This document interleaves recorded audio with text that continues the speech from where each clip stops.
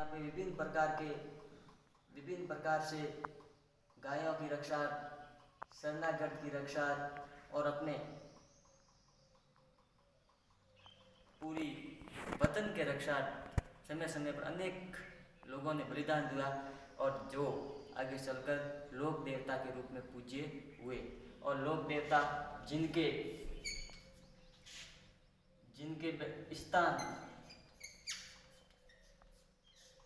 स्थान को देवल या देवरा या थान कहते हैं। और राजस्थान में इनके प्रति लोगों में असीम श्रद्धा होती है, जो इनके समय समय पर इनकी मनौतियाँ मांगते हैं और पूरी होने पर रात्रि जागरण करवाते हैं। और इस रात्रि जागरण को कहते हैं जम्मा।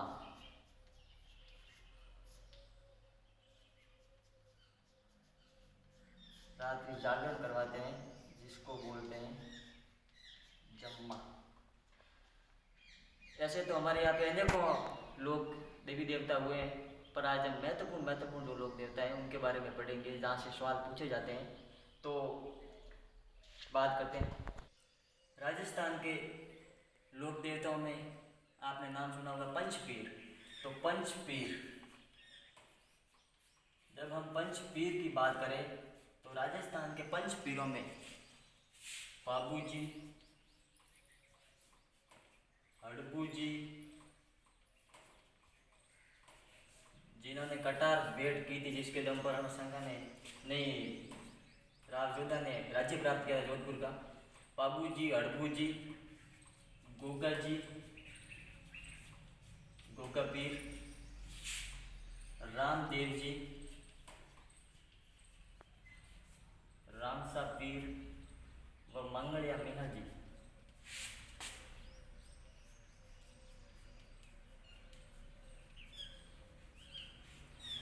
तो राजस्थान में पाबू जी, हड़बू जी, गोगा जी, रामदेव जी और मंगलिया मीना जी, इन पांचों को पंचपीर के नाम से भी जाना जाता है। ऐसे प्रश्न पूछ सकते हैं निम्न में से कौन से पंचपीर में नहीं है या कौन से पंचपीर हैं, इस प्रकार के प्रश्न पूछे जाते हैं पंचपीर में से।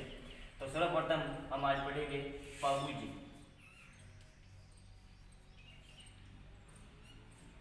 पाबू जी राठौर, आपने सुना होगा कि जोधपुर में एक दरबार हुए थे, जोधपुर के महाराजा हुए थे, जिनका नाम था राव दांदल, राव दुहड़। तो जोधपुर के महाराजा हुए राव दुहड़, जिन्होंने नागड़ा में नागणेची कुलदेवी का, नागणेची माता का मंदिर का निर्माण कराया था, जिन्होंने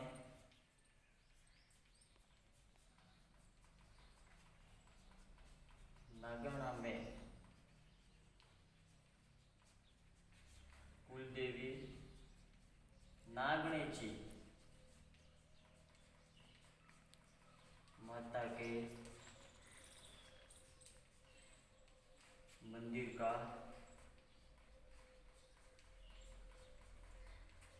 निर्माण करवाया। तो राव दुहड़ जोधपुर दरबार हुए, जिन्होंने नागड़ा में कुलदेवी नागणेची माता के मंदिर का निर्माण कराया था। जोधपुर के राठौड़ वंश की कुलदेवी भी है, अखिल भारतीय राठौड़ वंश की कुलदेवी नागणेची माता। और ये नागड़ा जो बाड़मेर जिले में पड़ता है। तो इन्हीं राव दुहड़ के छोटे भाई थे, जिनका नाम था राव दांदल। राव दांदल किसके थे? राव दुहड़ के छोटे भाई। तो यहाँ तक कहानी बताई कि पाबू जी राठौड़ का संबंध राव दुहड़ जोधपुर दरबार, जिन्होंने नागड़ा में कुलदेवी नागणेची माता के मंदिर का निर्माण करवाया था। नागड़ा बाड़मेर में पड़ता है और अखिल भारतीय राठौड़ वंश की कुलदेवी और जोधपुर दरबार की भी, जोधपुर राज परिवार की भी कुलदेवी है। तो राव दांदल के पुत्र हुए, जिनका नाम है पाबू जी, और इनको कोड़ूमंड की जागीर प्राप्त हुई थी। कौन सी? कोड़ूमंड, जोधपुर। तो ये कहाँ के राजा थे? कोड़ूमंड, जोधपुर। तो पाबू जी, इनका जन्म विक्रम संवत 1296 में जन्म स्थान कोलूमंड जोधपुर। तो क्या होता है साहब, इनका जन्म विक्रम संवत 1296 में कोलूमंड जोधपुर में होता है। और ये जब इनका विवाह होता है अमरकोट में दलेर सिंह की लड़की से या राजकुमारी से, तो क्या होता है कि जिनका नाम था सुपियार दे, जब इनसे विवाह हो रहा होता है तब दूसरी ओर कोलूमंड में इनके जो बहनोई थे जिंदरा, वो जो देवल चांदनी होती है उसकी गायों को वहाँ से कोलूमंड से हटा कर या घेर लेता है और वहाँ से निकाल देता है और वो गायों का अपहरण या उसको वहाँ से गायों को ले जाना चाहता है। फिर जैसे ही कोलूमंड से देवल चांदनी सुगंध छिड़ी के रूप में अमरकोट में जाके वहाँ बाबूजी को जब ये संदेश पहुँचाती हैं गढ़ के किले के ऊपर बैठकर, तो फिर बाबूजी राठौड़ हैं उस सुगंध चिड़ी को देखकर उनको पता लग जाता है कि मेरे घर में कोलूमंड में कोई आफत आई है, किसी ने वहाँ पे आक्रमण किया है या मेरी धरती या मेरे देश की ओर किसने ललकारा है। इसीलिए वो वहाँ फेरों में बीच में छोड़ के और वहाँ से गायों की रक्षार्थ वहाँ से आते हैं। आगे बढ़ेंगे तो इनका विवाह होता है अमरकोट, वर्तमान में पड़ता है पाकिस्तान, हालांकि ये सरसा में रहता है अमरकोट, छोड़ा राजपूत। और इनकी पत्नी का नाम था सुप्यार दे।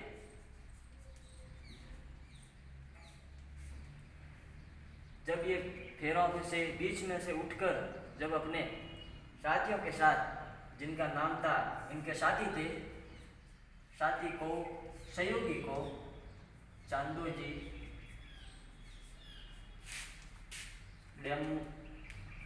डेमो जी, हरमल जी राइका,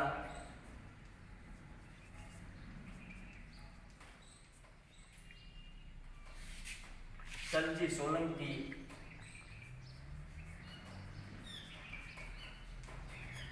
ये इनके साथी थे। तो इनको साथ कोलूमंड की ओर रवाना होते हैं और वहाँ आके जिद्रा खिसी के साथ अपने बहनोई जिंदरा खींची के साथ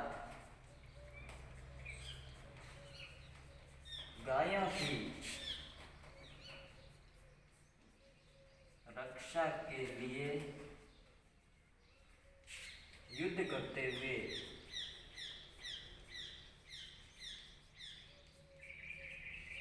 वीर गति को प्राप्त हुए। कब हुए? विक्रम संवत 1333 में। तो इस प्रकार गायों से रक्षा ये विक्रम संवत 1333 में जिंद्रा किसी अपने बहनोई के साथ युद्ध करते हुए वीर गति को प्राप्त होते हैं। तो हमने पढ़ा बाबूजी का जन्म विक्रम संवत 1296 में हुआ कोलूमंड जोधपुर में, जो उनको पैतृक जागीरी थी। अमरकोट पाकिस्तान में सुप्यार दे दलेर सिंह जी की सोडा की पुत्री थी, उनके साथ में विवाह के अवसर पर जब दूसरी तब कोलूमंड से उनका बहनोई जिंद्रा गायों को घेर कर ले जा रहा होता है, तो देवल चारणी जिसका नाम था वो चुगन छिड़ी के रूप में वो प्रार्थना करती है अमरकोट में जाके। जब बाबूजी को वहाँ पता लगता है तो अपने सहयोगी चांदो जी, डेमो जी, हरमल जी राइका और सलजी सोलंकी के साथ वहाँ से तुरंत कोलूमंड की ओर रवाना होते हैं। और देशू के पास, देशू ये भी जोधपुर में, तो देशू के पास में युद्ध में अपनी बहनोई जिंद्रा केसी से गायों की रक्षा युद्ध करते हुए ये वीर गति को प्राप्त होते हैं। तो आपने बात सुनी होगी ऊँट, जिनकी रबरी जाति पालक होती है, ऊँट को पालते हैं या रखते हैं, ज़्यादातर ऐसे रख लेते हैं और कोई भी, पर ऊँट रबरी ज़्यादा राइका ज़्यादा रखते हैं। तो मारवाड़ में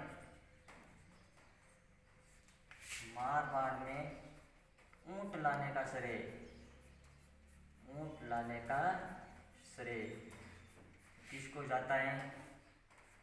बाबूजी को। राइका जाति रायका जाति के आराध्य देव, रायका जाति के आराध्य देव। और इनकी एक घोड़ी भी थी जिनका नाम था केसर कालवी। तो ये केसर कालवी घोड़ी व बाई और झुकी पाग के लिए प्रसिद्ध है।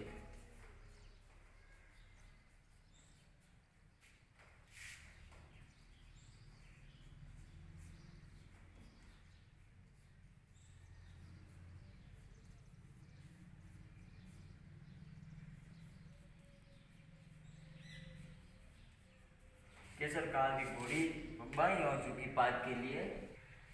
और इनकी थोरी जाति के लोग, थोरी जाति के लोग सारंगी वाद्य यंत्र के साथ, सारंगी वाद्य यंत्र के साथ,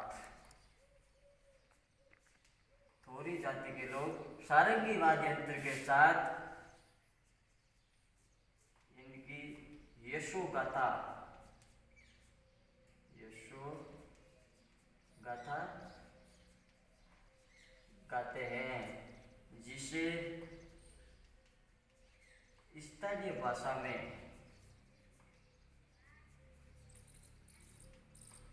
स्थानीय भाषा में पाबू धणीरी वासना, पाबू धणीरी वासना कहते हैं।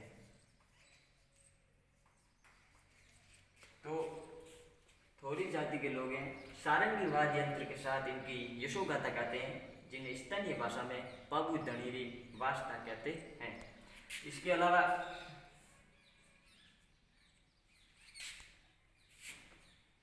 के लोग, और इसके बाद में इनका एक ग्रंथ है जिसका नाम है पाबू प्रकाश।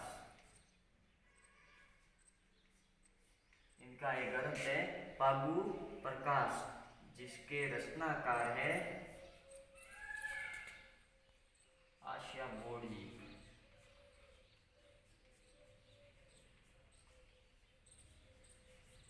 आशिया मोड़ी। और आपने सुना होगा विभिन्न प्रकार की मारवाड़ में पड़ बचाई जाती है, जो कि रंजी या खादी के कपड़े पर होती हैं। तो पाबू जी की पड़ होती हैं। तो पाबू जी की जो पड़ होती हैं वो रावण हत्ता वाद्य के साथ बाची जाती है। कौन से वाद्य यंत्र के साथ? रावण हत्ता। तो पाबू जी की पड़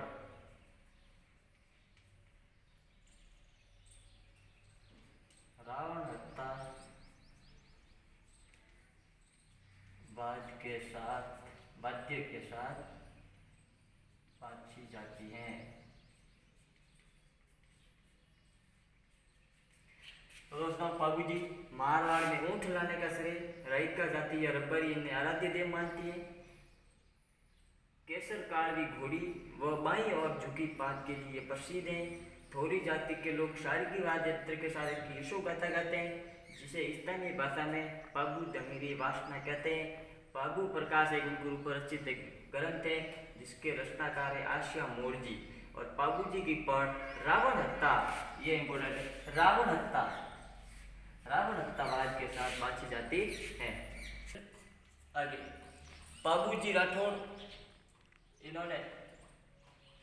इनको प्राय लक्ष्मण का अवतार माना जाता है।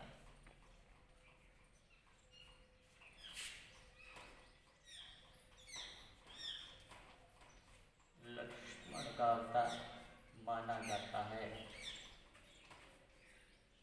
इन्होंने सात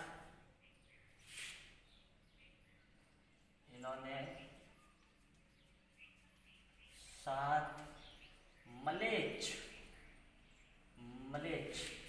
जाति के, इन्होंने 7 मलेच जाति के भाइयों,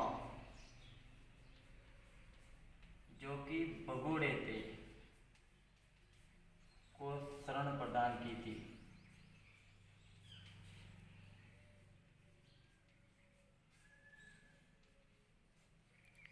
तो इन्होंने 7 मलेच्छ जाति के भगोड़े भाई थे, उनको शरण प्रदान की थी। लक्ष्मण का अवतार माना जाता है और इनका मेला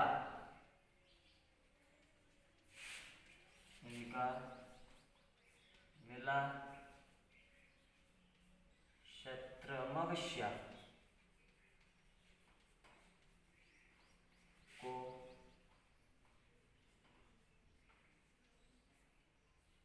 कोलुमंड जोधपुर में पड़ता है।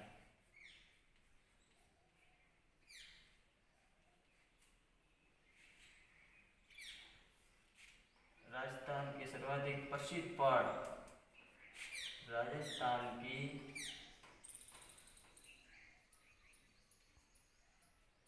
सर्वाधिक प्रसिद्ध है पहाड़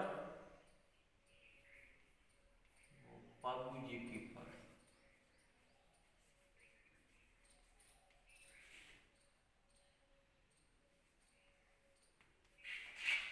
तो पाबूजी को लक्ष्मण का अवतार माना जाता है। इन्होंने 7 मलेच्छ जाति के भाइयों को शरण प्रदान की थी। इनका मेला चैत्र अमावस्या को कोलुमंड जोधपुर में पड़ता है। राजस्थान के सर्वाधिक प्रसिद्ध पहाड़ पाबूजी की पहाड़ है और सबसे लंबी पहाड़ देवनारायण जी की पहाड़ है, जो आसीन भिलवाड़ा, वो बाद में पढ़ेंगे हम अगले वीडियो में। तो दोस्तों, ये हुए पाबूजी, इनके बारे में पूरा पढ़ा आज मैं। आगे वाले वीडियो में हम बाबूजी के बाद में गोगा जी, रामदेव जी, अड़बू जी, मंगलिया भैया जी, तेजा जी, उन सब के बारे में पढ़ेंगे। आप ज़्यादा से ज़्यादा इस वीडियो को लाइक करें, सब्सक्राइब करें और आने वाले समय में और भी वीडियो बनाएंगे आपके लिए ऐसे ही मेहनत करते रहेंगे। जय हिंद, जय भारत।